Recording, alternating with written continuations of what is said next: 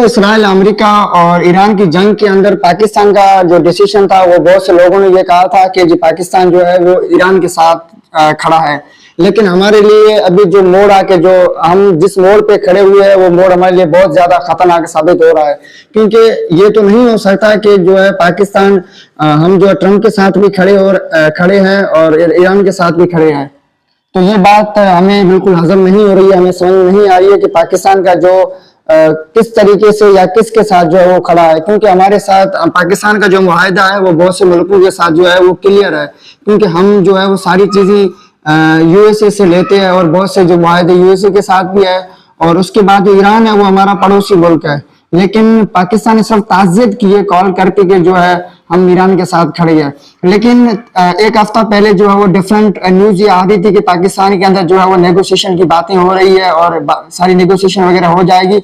लेकिन मुझे जो आज अपडेट मिली है वो आप सुनकर हैरान रह जाएंगे कि अभी जो ताजा अपडेट है वो ये है कि ट्रंप ने जो है एक चाल चली है। वो ट्रंप ने ये चाल चली है कि पाकिस्तान के अंदर सारी नेगोशिएशन के लिए सिर्फ एक प्लान बना के, ताकि जो ईरान के जो लीडर है वो जहां पर छुपे हुए थे या जो ईरान के लीडर है वो बाहर आए और हम उनको दोबारा जो है वो टारगेट बनाए। ये बड़ी कितनी बुरी खबर है कि हम ईरान की दुश्मनी के अंदर, ईरान की मवाद के अंदर, ईरान की जंग के अंदर डायरेक्ट तो नहीं लेकिन इनडायरेक्ट तरीके से शामिल है, क्योंकि पाकिस्तान बहुत बार जो है वो यूएसए के हाथों और डिफरेंट कंट्रीज के हाथों इस्तेमाल हो चुका है।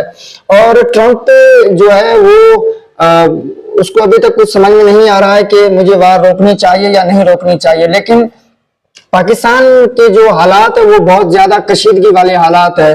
दिन ब दिन पेट्रोल की कीमत है वो बढ़ती जा रही है और उसके अलावा महंगाई बहुत ज्यादा बढ़ गई है। उनके पीछे यही वजूहत है कि दो ममालिक की जंग के अंदर जो है पूरी दुनिया सफर कर रही है, लेकिन उसके साथ जो पाकिस्तान को जो नुकसान हुआ उसका हम अंदाजा भी नहीं कर सकते कि पाकिस्तान के अंदर तकरीबन 400 से ज्यादा 455 रुपए का जो पेट्रोल पर लीटर हो गया है और डीजल 550 के करीब पहुंच चुका है। लेकिन हमारे पास दो चीजें हैं, एक तो ये कि हमारे पास पेट्रोल और डीजल क्रूड ऑयल जो वो सारा पहुंच भी रहा है और उसके बावजूद भी जो महंगाई है वो दिन ब दिन बढ़ती जा रही है। तो पाकिस्तानी हुकूमत का कोई अभी तक डिसीजन नहीं आया है कि हम किसके साथ खड़े हैं, हम ट्रंप के साथ खड़े हैं या ईरान के साथ खड़े। ये तो नहीं हो सकता कि हम ट्रंप को भी खुश करें और ईरान को भी खुश करें, ऐसा तो कभी नहीं हो सकता। अच्छी बात है कि पाकिस्तान ने जो है वो आगे हाथ बढ़ाया कि हम आपको बनाएंगे और हम आपको 18 की तरफ ले जाएंगे। लेकिन मुझे नहीं समझ में आता कि बहुत सी इदारे ये दावा कर रहे हैं कि ये जो नेगोशिएशन वाली बातें थी ये सारा झूठ था और ट्रंप ने जो है वो अपनी प्लानिंग बनाई है। एक बात आप याद रख लें, ये जो यहूदी और ईसाई है ये किसी के भी समझें कि कोई साथी नहीं है, ठीक है। ये हमेशा मुसलमानों के दुश्मन रहे हैं और रहेंगे। इनकी जो प्लानिंग है वो अभी तक किसी को समझ में नहीं आई कि ट्रंप क्या करना चाह रहा है और इसराइल की क्या प्लानिंग है। और अभी तक जो जंग के अंदर नुकसान हुआ है उसके बारे में आपने बहुत सी न्यूज, बहुत सी चीजें देखी होगी कि ईरान के कितने लोग मर चुके हैं और बहुत से लोगों को जो है इन्होंने चुन चुन के खत्म किया है। और उसके बाद ट्रंप दिन ब दिन ये बयान दे रहा है कि हमने जो है ईरान के अंदर रिजिम चेंज कर दिया, हमने हुकूमत चेंज कर दी है। लेकिन जो ईरान की हुकूमत है, जो ईरान की लाबी है, वो कहती है कि यहाँ पर ऐसा कुछ भी नहीं है, कोई हुकूमत चेंज नहीं हुई है और हम कभी भी इस चीजों को नहीं मानेंगे। लेकिन पाकिस्तान के जो है वो स्टैंड किसके साथ है ये अभी तक कुछ नहीं हो रहा है, क्योंकि हमारी यही कोशिश रही है शुरू से, हम ट्रंप को खुश करेंगे और ट्रंप को खुश करने की कोशिश में लगे हुए हैं। और ऐसा नहीं हो सकता कि ट्रंप भी खुश हो जाए और ईरान के साथ भी हम खड़े हो जाएं, क्योंकि इन सारे मामलात के अंदर पूरी दुनिया सफर कर रही है। उसके साथ जो है पाकिस्तान, इंडिया, बांग्लादेश, भारत, इनके अंदर भी अच्छे खासे नुकसान हो चुके हैं। और आज जो अपडेट है वो ये है कि भारत के अंदर जो है ये अपना ही जो हर्मज जो है वो बंद हो चुका है। इसकी वजह से जो दवाइयात है या अद्वियात है उसके अंदर भी बड़ा खासा नुकसान हो चुका है, पाकिस्तान के अंदर भी और बहुत से ममालिक के अंदर। सो समझें कि इस जंग ने जो है पूरी दुनिया को क्रिटिकल कंडीशन के अंदर लगा दिया है कि अभी तक कुछ मालूम नहीं हो रहा है कि इस जंग के नताइज क्या होंगे। और एक रिसर्च के मुताबिक जो है ये जंग आहिस्ता आहिस्ता, आपको मालूम है कि वर्ल्ड वार कैसे शुरू हुई थी या वर्ल्ड वार 1 कैसे शुरू हुई थी? जंगें कभी भी ऐलान करके नहीं शुरू होती, जंग आहिस्ता आहिस्ता शुरू होती है कि दो ममालिक लड़ते हैं, 3, 4। अभी इस करंट कंडीशन के अंदर आधी दुनिया जो है वो प्रॉब्लम फेस कर रही है ईरान, अमेरिका और इसराइल की जंग के अंदर। और उसके साथ जो है जो खलीजी ममालिक है वो डायरेक्ट जो है वो ट्रंप के साथ खड़ी है और हमेशा जो है वो किसको सपोर्ट कर रहे हैं, वो यूएसए को सपोर्ट कर रही है।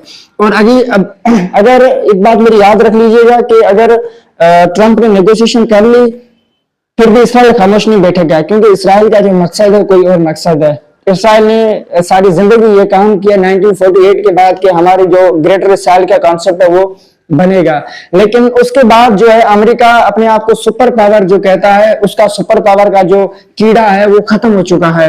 अभी वो सुपर पावर की कभी बात नहीं करेगा, क्योंकि F-17 और उसके बाद बहुत से ऐसे तैयारी है जो यूएसए की, जो दुनिया की हिस्ट्री के अंदर कभी किसी ने नहीं गिराए, वो ईरान ने गिराई है। और जो यूएसए वो अपने पायलट्स को ढूंढ रहा है कि वो कभी कहीं पे मिल जाए हमें मरा हुआ या जिंदा। तो ये सारी चीजें जो है वो हमारे सामने है, और इस जंग की वजह से दुनिया कितना सफर कर रही है ये आप लोग सोच सकते हैं।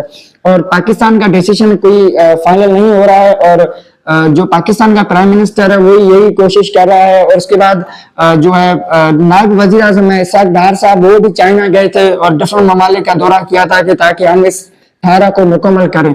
लेकिन मुझे इसके अंदर बड़ा शक नजर आता है कि ये 18 के समझें कि वादे के अंदर ईरान को इतना बड़ा नुकसान पहुंचाएंगे, ये ईरान ने कभी सोचा भी नहीं होगा। लेकिन उसके साथ साथ जो ईरान है वो भी ये कोशिश कर रही है, बल्कि ईरान ने अच्छा खासा लड़ने की कोशिश की है, ईरान ने अच्छा खासा नुकसान भी पहुंचाया है इसराइल को और यूएसए को। अब जो इसराइल की आवाम है वो ये चाहती है कि अब जंग खत्म हो जाए, क्योंकि दुनिया के अंदर जंग को कोई भी बंदा सपोर्ट नहीं करता सिवाय चंद कैपिटलिस्ट अप्रोच लोगों के अलावा। तो ईरान ने जो स्ट्रेटेजी अपनाई है वो बहुत ज्यादा अपनाई है। तकरीबन कोई 20-25 साल पहले ज़ियाउल हक ने यह कहा था कि एक वक्त आएगा जिस वक्त जो है ईरान दुनिया को सफर करने पर मजबूर करेगा, और ये वक्त आ चुका है। हम देख रहे हैं कि ईरान ने किस तरीके से अपने जंग के अंदर दूसरी ममालिक को जो है वो धकेला है, या दूसरे ममालिक को जो है वो परेशान किया हुआ है। तो ये ताज़ा तरीन अपडेट थी। और उसके बाद जो है यूएसए के अंदर डिफरेंट तरीके से जो है वो प्रोटेस्ट हो रही है, और दुनिया ये चाह रही है, यूएसए की आवाम ये चाह रही है कि जो है ना हम कभी भी जो नो किंग का जो कॉन्सेप्ट है, हम कभी भी जो ट्रंप को पसंद नहीं करेंगे। और ट्रंप जो है वो पहले तो उसकी मेंटल हेल्थ भी किसी काम की नहीं है। मैं तो हमेशा ट्रंप के लिए यही वर्ड्स यूज करता हूँ कि Trump is a second Hitler, क्योंकि ट्रंप हिटलर से कम नहीं है। वो ईसाइयों के खिलाफ था और ये ट्रंप जो है वो मुसलमानों के खिलाफ है, और इसकी यही कोशिश रही है हमेशा से कि हम जो है लोगों को जंग के अंदर धकेलें। और बड़ी बात यह है कि पाकिस्तान और दूसरे ममालिक इसको भी यही चाह रहे हैं कि जो है ट्रंप को नोबेल प्राइज दो। भाई इस पागल को तुम कैसे नोबेल प्राइज दोगे जो जिसने आधी दुनिया को जंग के अंदर धकेल दिया है। इसका जब भी मन चाहता है वो कुछ भी कर लेता है। वो अभी भी ये ताजा उसने बयान दिया है कि ये चीजें जो है खत्म करो वरना हम ईरान को बहुत ज्यादा नुकसान पहुंचाएंगे। लेकिन ईरान के पास कौन सी टेक्नोलॉजी है, कौन से हथियार है, इसके बारे में आने वाली वीडियो के अंदर हम